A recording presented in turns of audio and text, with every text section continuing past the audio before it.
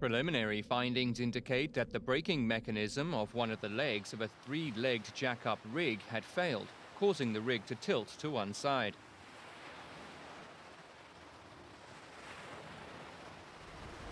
A jackup oil rig is a floating barge, fitted with long support legs that can be raised or lowered into place. Once the legs are in place, the jacking system can move the entire barge above the water to a predetermined height.